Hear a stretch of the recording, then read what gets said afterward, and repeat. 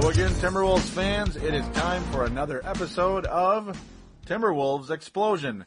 Yes, episode number 32 of Timberwolves Explosion today on September the 3rd, 2009. I apologize that it's been a few weeks since the last show. Virtually nothing had occurred until this whole Rubio thing came to a close, you could say, and also the hiring of Bill Laimbeer and Reggie Theus. So very interesting stuff kind of all happened in, of course, of about a 4-day period. So here I am, ready to rock here on September the 3rd. Well, Timberwolves Explosion is available on thesportstuff.com and on iTunes. I thank each and every one of you for downloading and listening to this show today. We're also available on TimberwolvesPress.com, your one-stop source for everything Timberwolves basketball. If you'd like to be a part of things, call into our voicemail line, 209-736-7877, 209-736-7877. It is a voicemail. Treat it as such, and that's how you can be a part of things here on Timberwolves Explosions. Mention which show you're calling into, state your comment, your shout-out, your question, whatever it is, and you'll be on board. Also on thesportstuff.com, do click on the TSS boards button in the right-hand corner of the website, the front page. That is how you can sign up to the message boards. You can vote on our polls. Get involved. Don't just watch sports, get involved. The slogan on thesportstuff.com. Well, today we are going to hear from Bill Simmons and also from David Kahn. David Kahn first, Bill Simmons second, to talking about the Ricky Rubio situation. David Kahn, a little more the kumbaya approach. Bill Simmons, frustrated, upset, thinking that the Timberwolves totally screwed up, that David Kahn totally screwed up, and that's pretty much all there is to it. So we're going to take our first break, and we'll be right back. You will hear from David Kahn and Bill Simmons right after this. Here on thesportstuff.com, join the family with Purple Mafia.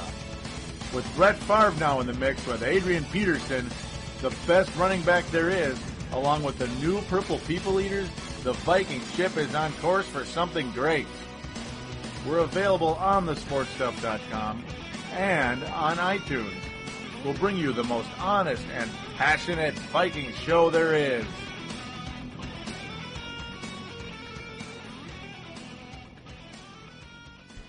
Give us a little indication about how close you think you came to getting him here now and why, in the end, you think the deal was not closed.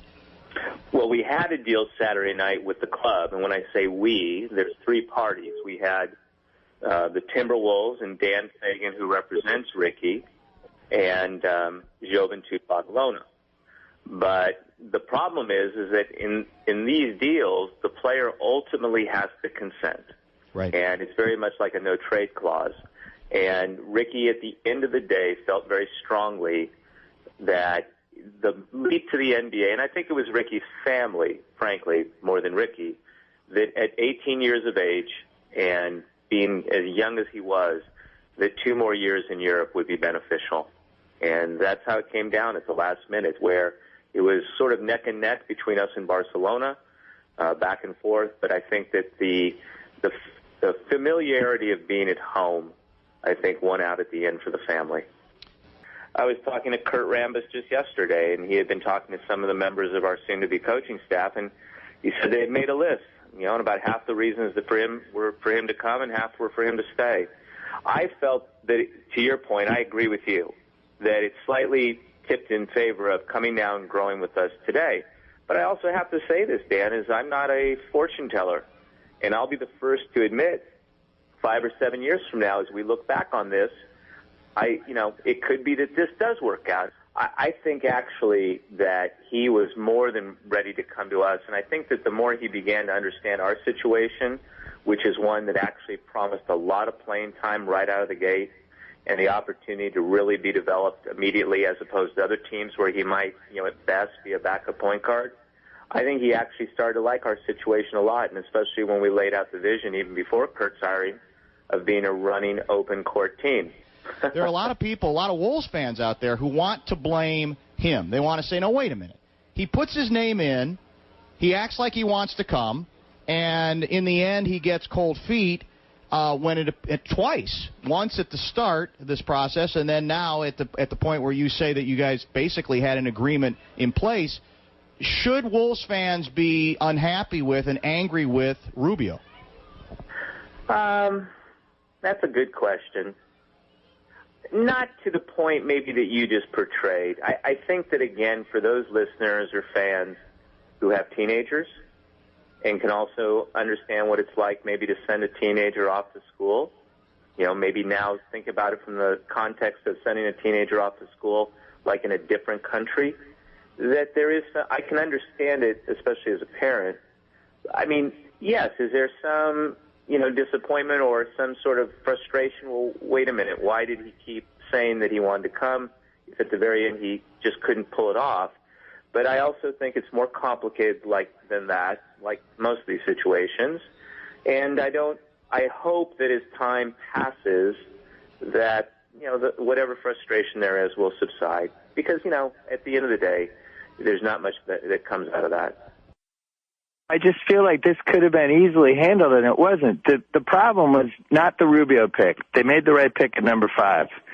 The problem was picking Johnny Flynn at number 6, because once they did that, Rubio, who already had to pay out of his own pocket to come play in the NBA, who was going to a small market, an organization that's been really incompetent for this entire decade and was trying to rebuild again, basically. And now he had to compete with a guy who was 2 years older than him at the same position. He wasn't going to do that.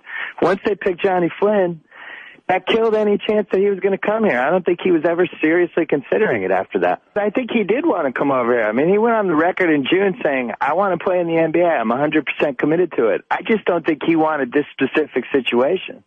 I don't think he wanted to compete with a guy who is 2 years older than him, who's NBA ready, who's going to be pretty good right away. It's like, if you're Ricky Rubio and you're looking at this situation, you can either maybe sit on the bench on a bad team for 2 years or play in Barcelona where you're from, and it's not going to cost you money. Of course he's going to choose that. From where it is now, I mean, you already did it. You're screwed. You're going to win 20 games a year the next 2 years. I don't know what to tell you. The best chance for you guys is if Corey Brewer can come back, and I've actually heard really good reports on that. He's 95% back, he's playing great, and that would really help because he's a swingman who can defend, and you need Jefferson to come back. But I don't know. I think it's depressing. I just think that you should have done everything you could have done to get Rubio, and the Flynn pick just cut the knees out of it. It did. And that, of course, David Kahn and Bill Simmons. David Kahn was on the Dan Barrero show on KFAN. Bill Simmons was on the Paul Allen show on KFAN. So we thank KFAN for those interviews. Much appreciated. Well, two very different points of view there, you got to say. David Kahn really, to this point, still convinced that Ricky Rubio wants to be here, that he wants to be a part of this team, and basically that all that really the problem was with Rubio not coming was that his parents were pretty much uncertain about Ricky Rubio coming to this team. And to me, the frustration as a Timberwolves fan and as a Minnesota sports fan is there's definitely a little bit of frustration. And you know what? You could hear it in David Kahn's a little teeny bit when Dan asked him if fans should be upset with Rubio, how he kind of paused. And then he just sort of mentioned into, the parents are kind of unsure about sending an 18-year-old overseas. But as you heard from Bill Simmons, I don't know. I kind of think that's a little bit of baloney. Why would he enter into the draft if he didn't want to come here? So, very different points of view. I think it's somewhere in the middle in the end. But, very, very frustrating indeed for Timberwolves fans who really wanted to see Ricky Rubio here. My point of view is I'm not really sure what to think of this whole thing, to be honest, other than it's turning into another Brett Favre type of drama. At least there is closure to it for the time being regarding Ricky Rubio. In some ways, I agree with Bill Simmons, though he had a little bit of too much of a doom and gloom. He goes as far as to say the Johnny Flynn pick killed Rubio's interest in coming here, and how that was kind of a mistake in a sense. My comeback to that is Johnny Flynn might end up being a better player than Ricky Rubio, but it's also, as Marcus would say, this doesn't make any sense. That it doesn't make much sense that you would draft Ricky Rubio and then Johnny Flynn almost immediately. It's a pretty strange situation, to be honest. Drafting 2 point guards back-to-back, and both of them potentially franchise point guards, yet you draft them back-to-back. Very, very strange. About 99% of the public regarding NBA fans would say, yeah, somebody's going to get traded here. There's no way in heck you're going to put both of them together. A lot of us would also add the possibility of having them both together, that Flynn could be kind of a shooting guard on offense, Rubio the point guard on offense, and then, of course, you flip-flop. You do the flip-flop. You do a John Kerry, and you flip Rubio to shooting guard on defense because he's considerably taller than Johnny Flynn. And, of course, Flynn can be that specialist perimeter defender on the point guard, the on-the-ball defender on the point guard, as that is just absolutely his specialty. To me, the whole thing, you know what really kills us? And I know this is kind of a lame excuse-making thing. When the Sacramento Kings took Tyreek Evans, a guy I wasn't really all that excited about until the last couple of weeks or so, leading up to the draft. I started to really warm up to him. You would have your backcourt of the future without any question. You'd be set. You wouldn't be sitting here hoping that Ricky Rubio shows up in 2 years. That's what's so damning about the whole thing. We are now hoping Ricky Rubio will sign with this team. Yes, we have his rights, and we can hold him hostage because, he can't come to the NBA until, without coming through us, baby. But, you can only do that so long. You've got a team that you're trying to create. You're trying to create into a winner. You're trying to turn our team into a winner. And right now, I'm more optimistic than Bill Simmons, I got to say. He did mention that Corey Brewer is 95%, and that he looks pretty darn good coming in. He is 95% back, and looking really good. That's exciting for me, indeed. And you also got to hope that sooner or later his metabolism slows down a teeny tiny bit, so that he doesn't have to eat 3,000 calories just so he can weigh 210 pounds at 6'9". That's kind of frightening. So that's how things are standing at this point in time regarding Corey Brewer, anyway. As for the Rubio situation, though, it's still very much up in the air and very frustrating. So with that, we're going to take our next break, and we're going to get into the coaching situation right after this. Here on thesportstuff.com, we're turning up the tempo on Brave the Wild. A new era has come to the state of hockey with new attitude, Martin Havlet, a more open style with Coach Todd Richards, and a new philosophy in General Manager Chuck Fletcher. We're available on thesportstuff.com and on iTunes. Answer the call and get ready to brave the wild.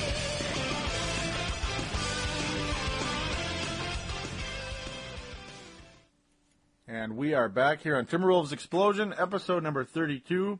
A reminder for iPod users, thank you again for joining me. As now, we're going to get into more of Wolves off-season talk once again. Of course, the Ricky Rubio conversation, had to cut it short a little bit. Can't let the episode drag on too long, unfortunately. Might get into further detail on a future episode. But also at the same time, the Rubio fatigue is really starting to set in. And, just like the Favre fatigue when it comes to Vikings football talk. So now Kurt Rambis is adding 2 peers from his playing days to the Wolves staff. Bill Laimbeer and Reggie Theus. Bill Laimbeer is coming to the Minnesota Timberwolves. As you remember, he, of course, resigned from the Detroit Shock, which had become a little dynasty in the WNBA. WNBA, it's still basketball, I guess, and that's what counts. Reggie Theus, though, head coach of the Sacramento Kings. That's a pretty glitzy coaching staff there. Of course, Dave Wohl, former Los Angeles Lakers assistant and New Jersey Nets head coach in the 1980s, is the top assistant for Kurt Rambis. But, I really like the additions for the assistant coaches here. I mean, it's not the most exciting thing in the world talking about assistant coaches, but with this team, you got something. You got guys who can definitely develop young players who have been in the battles. Kurt Rambis and Bill Laimbeer can really help the forward position when you consider two of our franchise players are Al Jefferson and Kevin Love. You get Kurt Rambis and Bill Laimbeer to work with them. That's pretty cool. Reggie Theus, of course, a guard, can help with the guards, and Dave Wohl is a very assistant basketball guy. He's been a very experienced basketball guy, not assistant. And, it's a pretty strong coaching staff. So now you get to Dean Cooper and Jerry Schiesting, who I like very much, especially Jerry Schiesting, the former Boston Celtic backup guard, and, of course, a McHale guy and a Flip guy also. He will be reassigned to the front office, so probably like a scouting position of some type, and who knows, his contract is not up. Same with Dean Cooper, and that leaves J.B. Bickerstaff, who will likely be retained as the final assistant coach for the Minnesota Timberwolves. Of course, J.B. Bickerstaff, former Golden Gophers player, and you could just see team captain written all over that guy. You just knew he was going to be a coach, especially his father, Bernie Bickerstaff, a very successful coach in the past in the NBA, and of course, even with the Charlotte Bobcats very recently, did a pretty darn good job there. Really, they just decided it was time to move him to a position in the front office rather than the bench. All right, digressing like always. It seems like that wasn't too bad though, was it? So there is your assistant coach, a coaching staff. That's finally done in September or late August, actually, as of August 31st. Oh, goody. It took about 17 years to name the coaching staff, starting with Kurt Rambis, for crying out loud, on the 13th of August.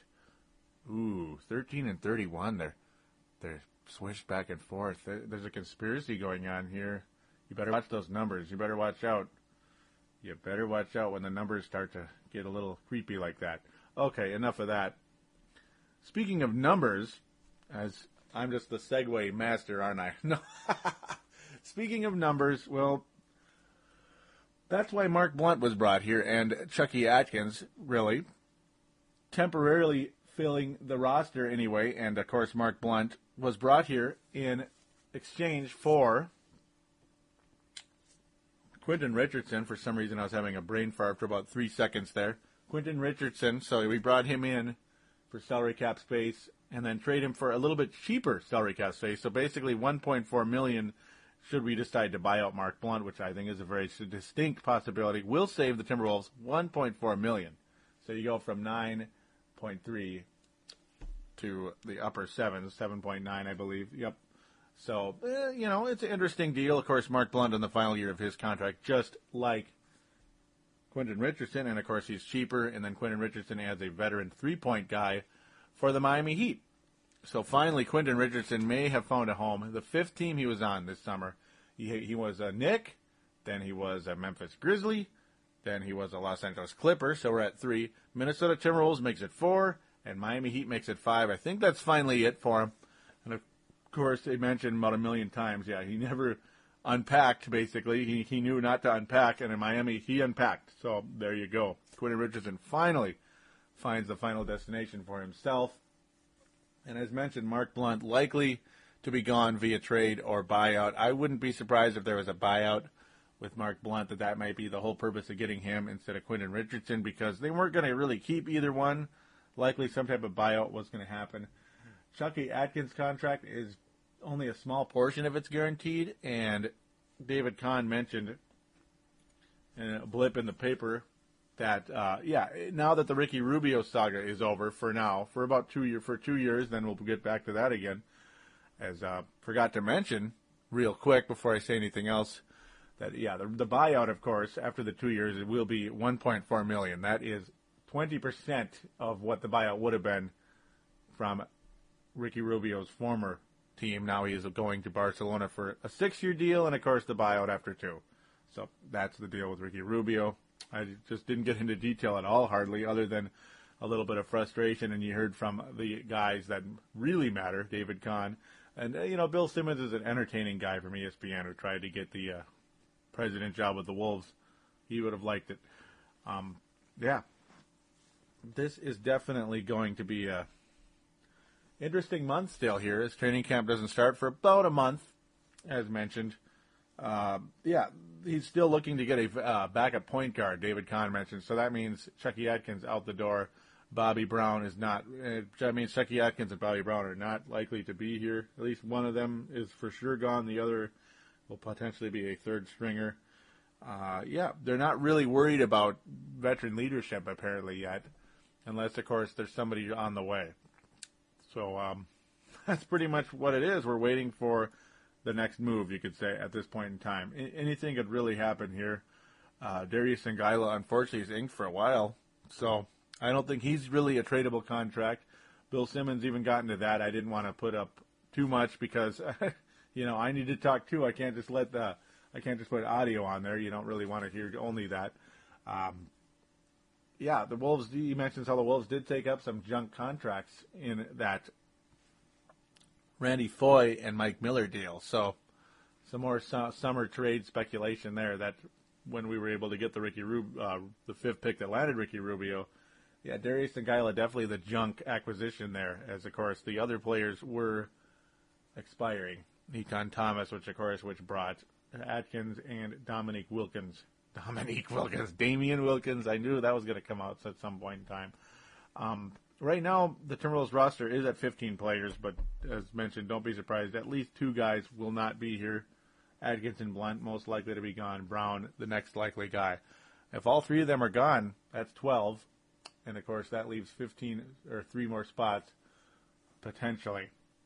So, because usually most teams do fill out all 15 and just have the inactive, deactive thing, which I do like that rule very much.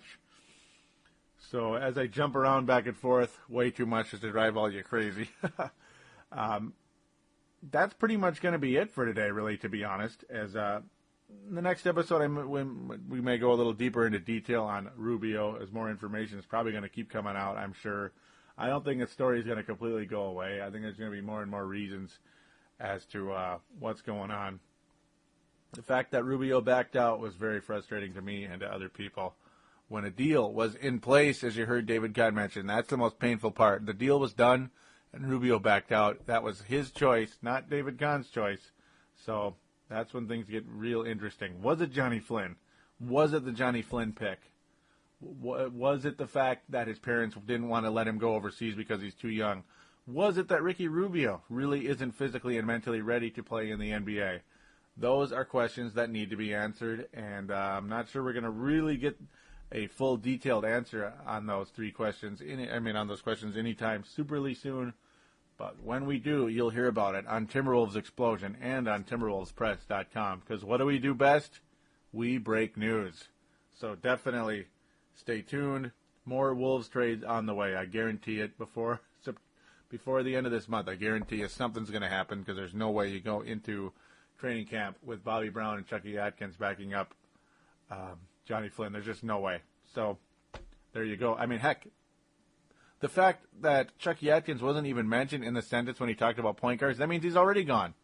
So there you go. There's another indication for you as I close the show today. Thank you for listening to Timberwolves Explosion. Much appreciated. Do take care, and we'll be back probably pretty soon. Don't be surprised. See you then.